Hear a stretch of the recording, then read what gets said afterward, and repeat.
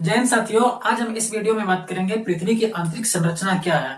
Geography का यह topic बहुत महत्वपूर्ण है। पृथ्वी के अंदर जो हमें समझना होता है, पृथ्वी के अंदर की चीजें जो अध्ययन किया जाता है वो केवल वो सभी चीजें पृथ्वी की आंतरिक संरचना में ही देखा जाता है।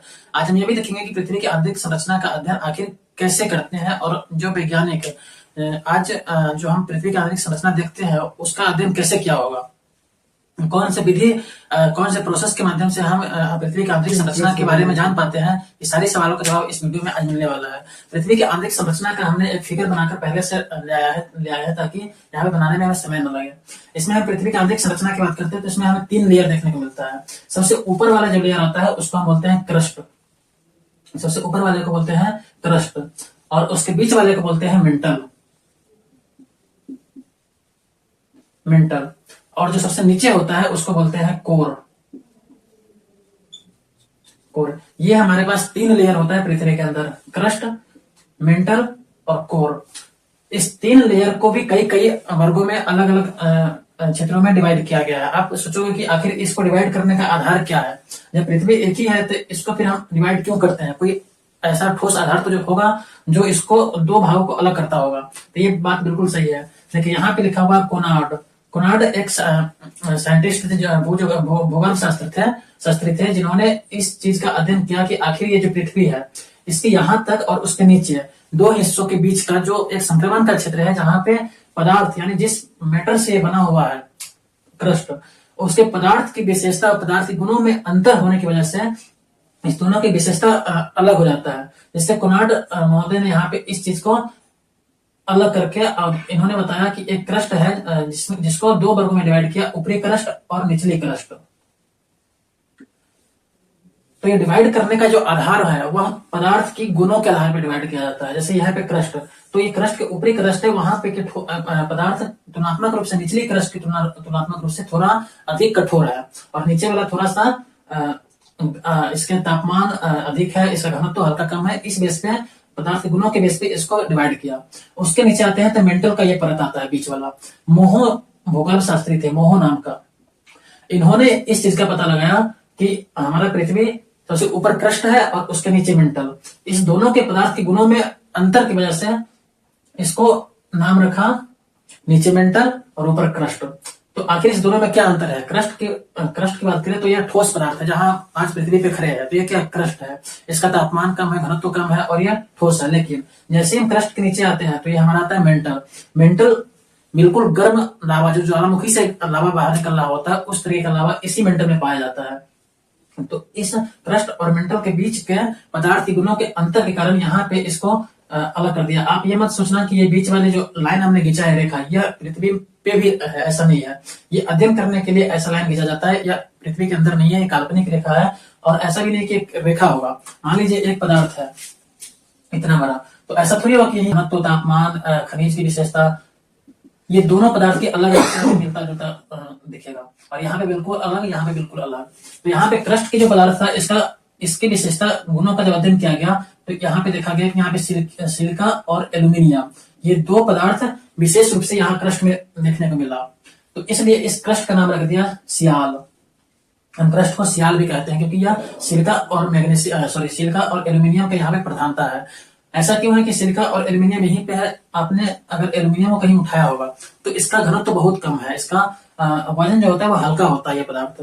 तो हमने पिछले वाली वीडियो में बताया था कि जब पृथ्वी का निर्माण हुआ तो उस समय घनत्व विभेदनकरण की प्रक्रिया हुआ था। घनत्व विभेदीकरण के समय में जिस पदार्थ का घनत्व बहुत कम था वह पदार्थ ऊपर की तरफ आ गया और जिस पदार्थ का घनत्व अधिक था यानी भारी पदार्थ था वह पदार्थ नीचे की तरफ यानी कोर में आ गया। तो ये चीजें आज भी हमें देखने को मिलता है। तो यहाँ पे क्रस्ट जो है वह सियाल से मिलकर बना हुआ है, सिलिका और एल्यूमिनियम, और यह हल्का है। इसका घनत्व 2.5 से 3 के आसपास बताया जाता है। कहीं पे 2.5, कहीं पे 3, किसी बुक में आप 2.5 तक या कहीं पे 3, इस प्रकार से।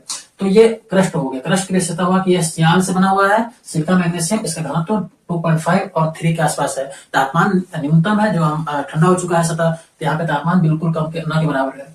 और इसके बाद क्रस्ट के नीचे आते हैं मेंटल में। तो मेंटल को भी 2 वर्गों में डिवाइड किया, एक आंतरिक मेंटल और एक बाह्य मेंटल। और मेंटल का एक हिस्सा यहाँ पे और ऊपर है जो है लो वेलोसिटी जोन यानी दुर्बलता मंडल।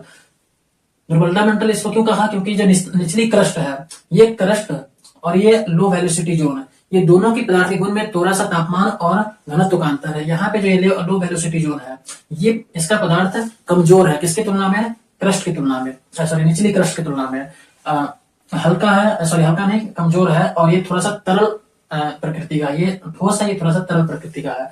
और इसके नीचे जब हम आते हैं तो ये मेंटल बनाता है। मेंटल में दो भाग में है, आंतरिक मेंटल और बाह्य मेंटल। यह मेंटल पूरी तरह से क्या है, आग का लावा यानी उबल रहा है, तरल पदार्थ है। यहाँ पे जब हम ज्वालामुखी की बात करते हैं तो ज्वालामुखी में क्या होता है, जो पदार्थ हमें यहाँ से निकल रहा है, मान के चलिए यहाँ पे ज्वालामुखी है, तो ये पदार्थ कहाँ से आ रहा होता है, ये पदार्थ इसी मेंटल का हिस्सा होता है। इस मेंटल में एक नली होता है जो ज्वालामुखी, जिस नली के माध्यम से निकलता है, इसी नली के माध्यम से ज्वालामुखी आता है, और इस क्रस्ट को तोड़कर, ये क्रस्ट जो होता है, इस क्रस्ट को तोड़ करके और फिर मेंटल से जो लावा निकलना होता है, लाल लाल आग की तरह, वह बाहर निकलता है। तो इस क्रस्ट मेंटल में लावा जो होता है, ये तरल अवस्था में होता है पदार्थ, और यह संवहन की क्रिया कर रहा होता है, कन्वेक्शन की, मतलब जैसे आप पानी या दूध गर्म करते हो तो ये बर्तन है, जब यहाँ पे हम इसमें टेम्परेचर बढ़ाते तो क्या होता है, यहाँ से ये पानी है, तो ये पानी गर्म होकर के क्या होगा, जब यहाँ पर टेम्परेचर यहाँ पे मिल रहा है तो ये पानी गर्म होगा, सतह पे गर्म होगा, तो ये पानी गर्म होकर के हल्का होता है और धीरे धीरे धीरे धीरे बाहर की तरफ निकलने लगेगा। और यहाँ पे जब ये पानी जब बाहर निकलता है तो यहाँ पे जगह खाली बच जाता है इसको भरने के लिए, आसपास के ठंडा पानी यहाँ पे आएगा ऐसे, और ये साइकिल एक शुरू हो जाता है चलने की। यहाँ गर्म हुआ, पानी ऊपर आ जाएगा और ये पानी इस तरफ बढ़ेगा, क्योंकि यहाँ से खाली हुआ था ठंडा पानी, इस खाली स्थान को भरने के लिए आया था। तो एक कन्वेक्शन यानी कन्वेक्शन की तरह एक साइकिल का स्टार्ट हो जाता है, साइकिल बन जाता है। इसी तरीके से यहाँ भी मेंटल में पदार्थ जो मैग्मा है, तरल पदार्थ, यह कन्वेक्शन की प्रक्रिया के तहत यह संवहन करता रहता है, और इसी संवहन से जब ये पदार्थ ऊपर की तरफ आता है तो इसमें फोर्स लगाता है इस क्रस्ट में, और फिर एक ज्वालामुखी का निर्माण होता है। तो ये हमने देखा कि एक मेंटल है जिसका अंदर ठोस की जगह है, बजाय यहाँ पे एक तरल पदार्थ का मटेरियल है। यह मेंटल की विशेषता, यहाँ की गुणों की विशेषता करे पदार्थ की, तो ये तो पहला विशेषता हुआ कि यह तरल है। तरल क्यों है, क्योंकि तापमान यहाँ पे बहुत ज्यादा है, तापमान ज्यादा है। घनत्व की बात करें तो घनत्व क्रस्ट की तुलना में इसका घनत्व अधिक है। अगर क्रस्ट की बात करते हैं तो 2.5 से 3 घनत्व होता है, तो यहाँ पे आपको मिलेगा 5.5 से 6 के आसपास इसका डेंसिटी देखने को मिलता है, और इसलिए इसका नाम रखा है सीमा, यानी सिलिका और मैग्नीशियम। ये मैग्नीशियम है ना, मैग्नीशियम का घनत्व डेंसिटी एल्यूमिनियम की तुलना में अधिक होता है, यानी भारी होता है थोड़ा ज्यादा।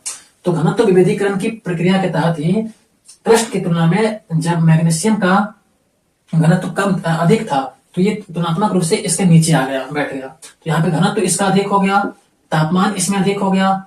इसका आयतन भी देखते हैं तो क्रस्ट और कोर इस दोनों की तुलना में मेंटल के आयतन बहुत बड़ा है, लगभग 83 के आसपास, 83%, यानी पूरी पृथ्वी के हिस्सा का 83% मटेरियल इस मेंटल में, अकेला मेंटल में कवर करता है। और उसके बाद हम तीसरे नंबर पे आते हैं जो कि कोर आता है सबसे नीचे। कोर को सबसे पहले अध्ययन करने वाले थे गुटेनबर्ग। इसे इस रेखा को जो 2 हिस्सों में डिवाइड करता है, पृथ्वी को 3 हिस्सों में डिवाइड करता है, पदार्थ को अलग अलग भाग में डिवाइड करता है। इस रेखा को बोलते हैं, जो डिवाइड करने वाला रेखा, इसको बोलते हैं असंबंधता। यानी असंबंध मतलब इस मेंटल में और इस इस पदार्थ में और इस पदार्थ में, यानी मेंटल में और कोर में, दोनों के पदार्थ के गुणों में असंबंध है, मतलब संबंध नहीं है, एक जैसा नहीं है, अलग है, इसलिए इसका नाम रखा असंबंधता, डिस्पैरिटी। और इधर ये अध्ययन करने वाले थे गुटेनबर्ग, इसलिए इसको इस रेखा का नाम रखा गया गुटेनबर्ग डिस्पैरिटी, असंबंधता। यहीं पे मोहो, यहाँ पे कुनार्ड। तो ये सब वैज्ञानिक का नाम है। इसका जब हम कोर की विशेषता की बात करते हैं तो कोर को भी 2 हिस्सों में डिवाइड करता है, एक है आंतरिक कोर, एक है बाह्य कोर। अब ऐसा क्यों, देखो आंतरिक कोर जो है ना, ये आंतरिक कोर, ये वाला हिस्सा, ये पूरी तरह से ठोस है। क्यों, अभी तो हमने बताया कि यहाँ पे तरल है, यहाँ पे तरल है, फिर ये ठोस क्यों हुआ, जबकि जब हम पृथ्वी के केंद्र में अंदर की तरफ आते हैं तो तापमान बढ़ता है। तापमान बढ़ता है तो फिर जब मेंटल का तापमान इतना ज्यादा है जिससे पदार्थ तरल है, तो इसकी तुलना में तो कोर में और अधिक तापमान है, तो यहाँ भी पदार्थ और अधिक तरल होना चाहिए। नहीं, देखिए यहाँ पे क्या है, ये हिस्सा जो है यहाँ केवल ऊपर से फोर्स लग रहा है, दबाव लग रहा है, प्रेशर। लेकिन एक कोर है, ये तो पृथ्वी का एक हिस्सा दिख रहा है ना, इसके नीचे भी तो है, ये सेंटर हो गया पृथ्वी का। जैसे एक हम गेंद बनाते हैं तो ये यहाँ से गेंद को काटो तो ये वाला हिस्सा निकाल करके पृथ्वी मान लेते हैं ये पृथ्वी है, तो ये वाला हिस्सा निकाल करके हमने वहां ले गया, लेकिन इसके नीचे भी तो एक है, तो ये वाला क्या हुआ, सेंटर हो गया। इसका मतलब कोर जो है वह कोर पे चारों तरफ से दबाव लग रहा है, प्रेशर काम कर रहा है। तो यहाँ से जब तरल पदार्थ को भी इतना ज्यादा प्रेशर क्रिएट कर देंगे तो वह तरल पदार्थ को बाहर निकलने या हिलने डुलने का, उसके कणों में घर्षण करने का, फ्रिक्शन करने का कोई जगह नहीं बचेगा। तो यहाँ पे ये वाला जो कण है, यहाँ पे जो पदार्थ है, ये बिल्कुल ठोस अवस्था में है और इसका घनत्व बाकी ऊपर सभी पदार्थ से की तुलना में अधिक, तापमान अधिक, और इसीलिए इसका नाम रखा गया है नीफे, यानी Ni से निकेल और Fe से फेरस यानी लोहा। तो केंद्र में जो है वह अत्यधिक घनत्व वाला लोहा है और इसका घनत्व की बात करें तो 11 है, आसपास 11, 10.5, 11 के आसपास आपको मिलेगा, कहीं 10, कहीं 10.5, कहीं 11। तो इस प्रकार हम देखते हैं कि पृथ्वी की क्रस्ट से आंतरिक भाग तक जाते जाते हमें तापमान, घनत्व और पदार्थ के गुण में परिवर्तन देखने को मिलता है।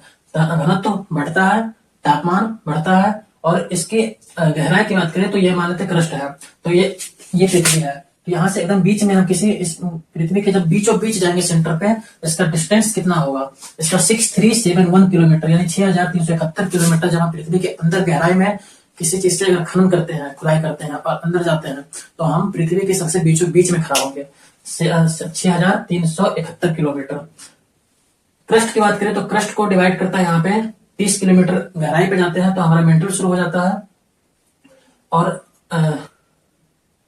मेंटल शुरू हो जाता है और 700 किलोमीटर जाते हैं, 2900 किलोमीटर जाते हैं, 2900 किलोमीटर तो मेंटल खत्म होकर के कोर शुरू हो जाता है। तो इस प्रकार से हमारे पृथ्वी को 3 स्ट्रक्चर में डिवाइड किया गया है। अब यहाँ पे क्रस्ट की थोड़ी और विशेषता जान लेते हैं। क्रस्ट जो है, इस क्रस्ट को भी 2 वर्गों में डिवाइड किया गया है, एक महासागरीय परपटी और एक महाद्वीपीय परपटी। अब चूंकि महासागर हमारा इतना लगभग कहीं कहीं पे आप महासागर में जाएंगे तो सबसे आंतरिक, सबसे गहरा हिस्सा कितना है महासागर का, सबसे गहरा हिस्सा पे जाएंगे तो आपको लगभग 8 किलोमीटर गहरा दिखेगा। तो लेकिन हमें हर जगह 8 किलोमीटर नहीं है, यह एक अपवाद है। यहाँ पे क्रस्ट जो है, ये क्रस्ट लगभग 5 किलोमीटर, महासागरीय परपटी जो है इसकी यहाँ पे 5 किलोमीटर बताया जाता है। 5 किलोमीटर अगर महासागरीय परपटी पर 5 किलोमीटर गहराई में खनन करते हैं तो हमें ऊपरी क्रस्ट आ जाता है।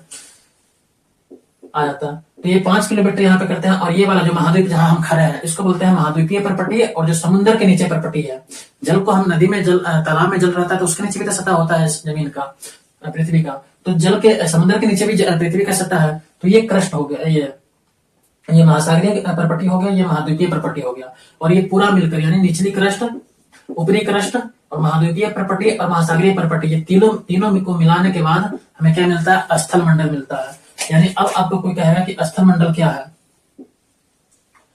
तो स्थल मंडल में निचली क्रस्ट, ऊपरी क्रस्ट और महाद्वीपीय परपटी, महासागरीय परपटी तीनों ऐड होने के बाद हम ऊपरी स्थल मंडल कहते हैं। ऐसा नहीं कि स्थल मंडल केवल जहां महाद्वीप पर हम खड़े हैं तो वही स्थल है, जल में समुद्र में स्थल नहीं, ऐसा नहीं है। स्थल मंडल के अंदर निचला क्रस्ट, ऊपरी क्रस्ट और महाद्वीपीय परपटी, महासागरीय परपटी सभी शामिल होता है स्थल मंडल में। तो इस प्रकार हमने देखा कि पृथ्वी के अंदर इस तरीके की विशेषता पाया जाता है। लेकिन अब आपके मन में सवाल आ रहा होगा कि आखिर इतनी सारी चीजें का अध्ययन कैसे किया गया, आखिर ये कैसे मालूम चला कि मेंटल में तरल पदार्थ है और कोर में कठोर पदार्थ है, और इसी में जब कोर की बात करते हैं तो आंतरिक कोर में कठोर है और बाह्य कोर में तरल पदार्थ है मेंटल के जैसा, ऐसा क्यों, कैसे पता चला हमें? तो इसके अध्ययन करने की कुछ विधि होती है, जो कि जिस विधि को हम 2 वर्गों में डिवाइड करते हैं, प्रत्यक्ष और अप्रत्यक्ष। प्रत्यक्ष में हम देखते हैं, जैसे अनावृत शैल, एक्सपोजर रॉक। जैसे ही हम जिस सतह पे हम खड़े हैं वहां की मिट्टी का आप उठाकर देखो तो उस मिट्टी का जब हम अध्ययन करते हैं तो उसमें हमें अलग अलग मात्रा में खनिज देखने को मिलता है। जैसे आप अगर आप सादी सेल को उठाओगे तो उसकी विशेषता अलग हो सकती है। आप जैसे दक्कन पठार महाराष्ट्र में जाकर के वहां की कोई मिट्टी को उठा के अध्ययन करो तो वहां की मिट्टी में कुछ अलग प्रकार के खनिज देखने को मिलता है।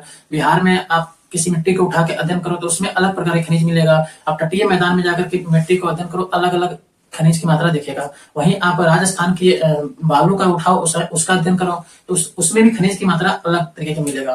तो बाहर में जो खुला हुआ सेल है जो हमें दिख रहा है उसका अध्ययन करके हम पता लगाते हैं कि आखिर क्रस्ट जो है यानी सतह है, सतह किस चीज से बना हुआ है और उसकी क्या विशेषता, ये तो प्रत्यक्ष हो गया। वहीं पे दूसरा नंबर पे आता है ज्वालामुखी। जब ज्वालामुखी होता है तो ज्वालामुखी में आप देखे होंगे कि गरम गरम या लाल लाल लावा निकलता है, जो पदार्थ निकलता है तो उसको हम क्या बोलते हैं, लावा। जब यह पदार्थ यानी ये पदार्थ बाहर आकर ठंडा होने लगता है तब इसको लावा बोलते हैं, और जब यह पदार्थ अंदर में रहता है तो इसको मैग्मा बोला जाता है। गर्म रहता है तो मैग्मा, और बाहर आ गया तो उसको लावा बोलते हैं। इसके लिए हम एक स्पेशल वीडियो लेंगे ज्वालामुखी, उसमें सारी चीजें बताया जाएगा। तो इस प्रकार से जब ये मेंटल यानी इमेंटल है, तो हमने देखा कि मेंटल से ये ज्वालामुखी के माध्यम से पदार्थ बाहर निकला, तो जो चीजें ये पदार्थ बाहर निकला तो अंदर में भी तो वही होगा, वही तो बाहर निकल रहा है। तो इस चीज से हम अध्ययन करते पता लगाते हैं कि अंदर में कहीं ना कहीं ये मैग्मा ही होगा, इसीलिए अंदर से मैग्मा आ रहा है। अगर मान लीजिए हम कोई बर्तन रखते हैं, बर्तन चारों तरफ से बंद है, लेकिन एक छोटा सा होल है जो हमें दिख नहीं रहा है, और यहाँ से कुछ बाहर गैस निकल रहा है, यह गैस नाइट्रोजन गैस है। तो हम क्या अनुमान लगा सकते हैं, नाइट्रोजन ही अंदर में होगा तभी तो नाइट्रोजन निकल रहा है, ऑक्सीजन आता हो तो ऑक्सीजन निकलता। तो इसी प्रकार से मेंटल में मैग्मा है जो कि तरल अवस्था में है, जो ज्वालामुखी से निकलता है, तो हम यह अनुमान लगाते हैं कि यह तरल है। चूंकि अब उसका अध्ययन करेंगे तो उसका घनत्व, उसका डेंसिटी हमें बाकी यहाँ क्रस्ट पर बाकी जो मटेरियल है, पदार्थ है, उसकी तुलना में हमें अधिक देखने को मिलता है, जिसको हम सिल्ट बोलते हैं। आयरन देखते हैं, आयरन हो गया, मैग्नीशियम हो गया, तो हमें कहाँ से मिलता है, यही ज्वालामुखी वाला जो पदार्थ होता है, तो उसी से हमें क्या मिलता है, मैग्नीशियम मिलता है, लोहा मिलता है इसी के थ्रू। तो इस प्रकार से हम देखते हैं कि अंदर में क्या है। अब तीसरा आता है तापमान, दाब और घनत्व। तापमान कैसे, तापमान बढ़ रहा है।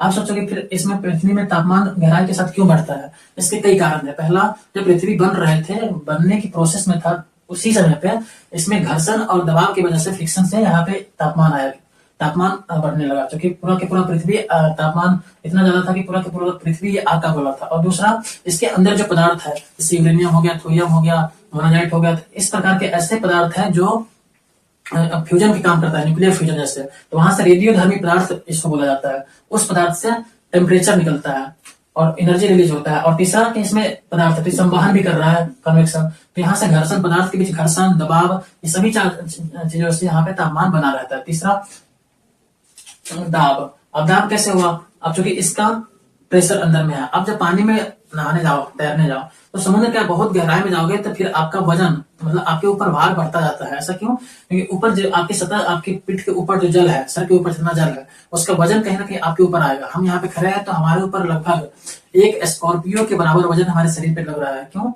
हमारे ऊपर जो वायुमंडल है, यह वायुमंडल का भार तो हमारे शरीर पे लग रहा है, लेकिन हम मानव प्रजाति या पृथ्वी पर जो भी जीव रहता है, वो सभी कहीं ना कहीं जन्म से ही वो एडॉप्ट हो गया है इस जलवायु में। इससे पता नहीं चलता कि हमारे ऊपर कितना वजन है। इसका अगर आकलन करना हो तो आप पहाड़ पे जाओ घूमने, जब यहाँ सतह से आप 2-3 किलोमीटर ऊंचाई पे जाओगे तो आपको दिख जाएगा इसका इम्पैक्ट। तो इस प्रकार से हम दाब देखते हैं, घनत्व देखते हैं, पदार्थ का घनत्व। तो इस सारी चीजों से पृथ्वी के अंदर की संरचनाओं के बारे में अध्ययन किया जाता है। इसके अतिरिक्त भी कुछ अप्रत्यक्ष कारण होता है, जैसे कि भूकंपीय तरंग हो गया, एस तरंग हो गया, पी तरंग हो गया, ये सभी विशेषताएं पदार्थ की विशेषताओं को से जुड़ा हुआ है। जैसे आप दौड़ना शुरू करो, तो अगर सतह ठोस है तो आपकी गति अधिक रहेगी, लेकिन आप जब जल में जाओगे, तरल पदार्थ में, तो आपकी गति, दौड़ने की गति कमजोर हो जाएगी। अगर और अधिक तरल पदार्थ में जाओगे तो वहां पे बिल्कुल आप दौड़ नहीं सकते। तो इसी प्रकार से भूकंप के जो तरंग होता है, तो वह पदार्थ में परिवर्तन की वजह से उसमें उसकी गति में परिवर्तन, उसकी विशेषता बदल जाता है। तो यह अनुमान लगाता है वैज्ञानिक कि जब भूकंप की गति में परिवर्तन आया, भूकंप की चाल में परिवर्तन आया, इसका माध्यम में कोई ना कोई परिवर्तन आया होगा। और माध्यम क्या है, सतह पर माध्यम क्या है, क्रस्ट या मटेरियल, जो मैग्मा हो गया, क्रस्ट, सीमा हो गया, सियाल हो गया, तो इसमें परिवर्तन हुआ होगा, तभी भूकंप की तरंग में परिवर्तन हुआ।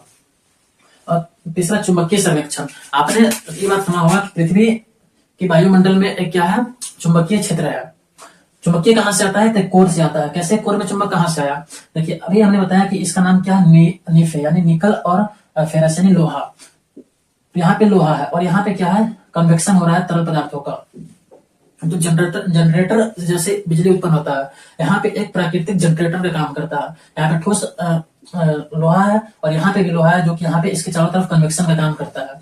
और इस प्रक्रिया के माध्यम से हमेशा बिजली यहाँ से उत्पन्न होते रहता है, करंट, और ये चुंबकीय प्रभाव उत्पन्न करता है। और ये चुंबक इस तरीके से पूरा पृथ्वी पर चुंबकीय क्षेत्र बनाता है, जिससे चुंबकीय क्षेत्र के कारण ही और सोलर फ्लेयर के कारण हमारा पृथ्वी पे ध्रुवों पर कुछ विशेष नेचुरल लाइट उत्पन्न होता है, जिसको हम अरोरा बोलते हैं। उसको हम स्पेशल वीडियो में उसका चर्चा करेंगे। तो इस प्रकार से हम देखते हैं कि पृथ्वी में अगर चुंबकीय क्षेत्र बन रहा है तो कहीं ना कहीं केंद्र में लोहा होगा। और तीसरा हम देखते हैं गुरुत्वाकर्षण बल। अब आप ये समझिए कि एक पृथ्वी ध्रुव है, एक पृथ्वी है, तो इसमें क्या है, ये बीच वाला हिस्सा, यहाँ पे विषुवत रेखा है और यहाँ पे ध्रुव है। तो हमें सबसे अधिक गुरुत्वाकर्षण बल कहाँ पे महसूस होता है, ध्रुवों पर, और यहाँ पे तुलनात्मक रूप से कमजोर है, क्योंकि जब सेंटर से जब हम ट्रेवल करेंगे तो ध्रुवों पर जाने पे हमें कम दूरी ट्रेवल करना होगा, और जब हम विषुवत पर आते हैं थोड़ा अधिक दूर लगता है, क्योंकि पृथ्वी दोनों तरफ से थोड़ा सा चपटा हुआ है, यानी धसा हुआ है, और ये दोनों विषुवत रेखा में फैला हुआ है। ऐसा घूर्णन की वजह से होता है। जब हम जल को अगर घुमाते हैं चारों तरफ, तो क्या होता है, बीच में गहरा हो जाता है और चारों तरफ से बाहर की तरफ निकलना चाहता है, उत्प्लावक बल जिसको बोलते हैं। तो इसी तरीके से पृथ्वी थोड़ा सा दबा हुआ है, इसका ध्रुव थोड़ा सा दबा हुआ है और पेट फुला हुआ है विषुवत रेखा पे। तो यहाँ पे डिस्टेंस कम होने की वजह से यहाँ पे क्या होता है, गुरुत्वाकर्षण बल हमें अधिक लगता है और यहाँ पे कम लगता है। इसी चीज से वैज्ञानिक अंदाजा लगाते हैं कि कहीं ना कहीं पृथ्वी की स्ट्रक्चर इस तरीके का होगा और आंतरिक संरचना इस तरीके के होगा, कोर्स डिस्टेंस ध्रुवों पर कम होगा और विषुवत रेखा पे ज्यादा होगा। तो इस प्रकार से हमने पृथ्वी की आंतरिक संरचना का विशेष अध्ययन किया। अगर वीडियो अच्छी लगी हो तो लाइक शेयर सब्सक्राइब करना ना भूलें, और फिर हम नेक्स्ट वीडियो में बात करेंगे सूर्य की आंतरिक संरचना क्या है, सूर्य के अंदर इस तरीके के कितने संरचना बनते हैं, और सोलर फ्लेयर क्या होता है, कोरोना क्या होता है, सारे सवाल का जवाब अब नेक्स्ट वीडियो में ढूंढेंगे। तब तक के लिए धन्यवाद।